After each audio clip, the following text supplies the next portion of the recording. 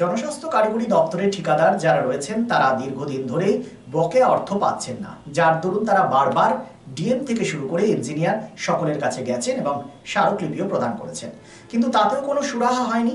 এমনকি ভোটের কাজের সময় তারা যে কাজগুলি করেছিলেন সেই অর্থও পাননি। মূলত এরই প্রতিবাদে পশ্চিম বর্ধমান জেলার আসানসোল রবীন্দ্র ভবনের বিপরীতে পিএইচই কন্ট্রাক্টরস ওয়েলফেয়ার অ্যাসোসিয়েশন আসানসোলের উদ্যোগে সংগঠিত হয় শান্তিপূর্ণ অবস্থান কর্মসূচি। কি বক্তব্য উঠে এলো শুনবো। সেই টাকা এখনো আমরা পাচ্ছি। তারপর আমরা ঘরে ঘরে খরাপ্রবণ এলাকায় পশ্চিম বর্ধমানের বিভিন্ন জায়গায় আমরা ট্যাঙ্কারে করে পানীয় জল পৌঁছে দিয়েছি। 2024 সাল হয়েছে, আমাদের দেওয়ালের পিঠ থেকে গেছে, আমাদের আর্থিক অবস্থা সঙ্গে এমনকি হয়েছে ক্যান্সার রোগে আক্রান্ত, তারও টাকা আমরা ডিপার্টমেন্ট দিতে পারছে না, কারো হার্ট অ্যাটাক হয়ে যাচ্ছে। আর কেউ রাজু ভাই তোমরা চেয়ার অধিগ্রহণ করো। আমরা আপনারা কোনো আলাদা নয়। 50 বছর পৃথিবীতে বৃষ্টি না হলে সমুদ্র শুকিয়ে যাবে।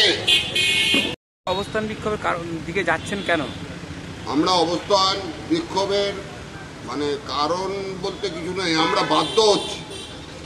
কারণ আমরা পশ্চিমবঙ্গের প্রত্যেকটা ঘরে ঘরে জল পাক, পশ্চিমবঙ্গের ঘরে ঘরে উন্নতি হোক, পশ্চিমবঙ্গের মানুষ সুখে শান্তিতে থাক। আমরা পার্ট অফ পার্সন।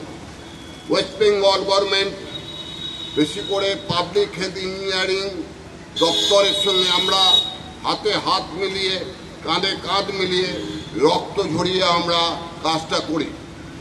আমরা তাজমহলের সেই মিস্ত্রি যাদেরকে হাত কেটে দেওয়া হয়েছিল, শাহজাহান কেটে দিয়েছিল, আমাদের নাম হয় না, কিন্তু আমরাই ইমারত গড়ি, আমরাই পাইপলাইন করি, আমরাই সমস্ত কিছু করি। হাততালি ওরা নেয়। আরে তোরা হাততালি যখন নিচ্ছিস, আমাদের সঙ্গে জড়িত হাজার হাজার লেবার, আমাদের সঙ্গে জড়িত হাজার হাজার দোকানদার, আমাদের সঙ্গে হাজার হাজার জড়িত সাপ্লায়ার, তাদের সংসার কি করে চলবে? আমরা 1.5 বছর ধরে কোনো পেমেন্ট পাচ্ছি না পাচ্ছি জেজেএমের পেমেন্ট, না পাচ্ছি আমরা ট্যাঙ্কারের পেমেন্ট, যেখানে আমরা গ্রামে প্রত্যন্ত গ্রামে গ্রামে আমরা জল পৌঁছে দিই। যখন 1 ফোঁটা জলের জন্য মানুষ ছটফট করে, কারণ জলের এক নাম জীবন, সেই জীবনকে রক্ষা করার দায়িত্ব যখন আমরা কাঁধে তুলে নিই, তখন আমরা নিজের পয়সা খরচ করে দেখি না দপ্তরের টাকা আছে কি নেই, আমরা ঘরে ঘরে জল পৌঁছে দিই। অথচ আমাদের সরকার আমাদেরকে সেই পয়সা থেকেও বঞ্চিত করেছে। আমাদেরকে কোনো পয়সা দেওয়া হয় না। যখন ইলেকশন আসে, যখন পালা বদল হয়, সরকার বদল হয়, সেই ইলেকশনে সমস্ত খরচ আমরা খরচ করি। সিআইএসএফের বাথরুম থেকে আরম্ভ করে, তাদের পায়খানা থেকে আরম্ভ করে, তাদের ঘরে থাকার থেকে আরম্ভ করে, তাদের পানীয় জলের আরম্ভ থেকে সমস্ত কিছুই আমরা করে থাকি পিএইচির নির্দেশে। কিন্তু অথচ আমরা সেই পেমেন্ট থেকে বঞ্চিত। দাদা, আপনার কতজন কন্ট্রাক্টর আছেন আমাদের জেলায়? আমাদের জেলায় এখানে আছে প্রায় 150 জন কন্ট্রাক্টর। তারা আজকে বঞ্চিত। আজকে কেউ সুইসাইডের মুখে যাচ্ছে, কেউ বইয়ের গয়না বিক্রি করছে। আজকে মানুষ মারা গেলে তার জন্য দায়িত্ব থাকবে সরকারের। দাদা, দেখা যাচ্ছে আপনারা তো আজকে তো কাজ বন্ধ করছেন, সেক্ষেত্রে কত লোক বেকার হয়ে পড়বে আরো? আমরা কাজ যদি বন্ধ করি, তাতে আমরা গোটা পশ্চিম বর্ধমানের জেনে রাখবেন, আমাদের এখানে ইউনিয়নের লোকরা আসছে, তাদের কাছে আমরা রিকোয়েস্ট করেছি, আমরা আর বাবা পয়সা দিতে পারবো না। আমাদের বইয়ের যত গয়না ছিল সব বন্ধক হয়ে গেছে, আমাদের সমস্ত কিছু ধার পড়ে গেছে, আমাদেরকে লোকে তাড়া করছে। সুতরাং আমরা হয় সুইসাইড করতে বাধ্য হব, আত্মহত্যা করতে বাধ্য হব, আর আমরা পেমেন্ট দিতে পারবো না। এবার ইউনিয়নের কর্তৃপক্ষের যে সমস্ত লেবাররা এসছেন, তাদেরকে আমরা শ্রদ্ধা সহকারে বলছি, তারা যদি নিজ খরচায় জল চালাবে, কিন্তু আমরা দিতে পারবো না। আপনাদের না চালানোর জন্য কতজন বেকার হয়ে পড়বে?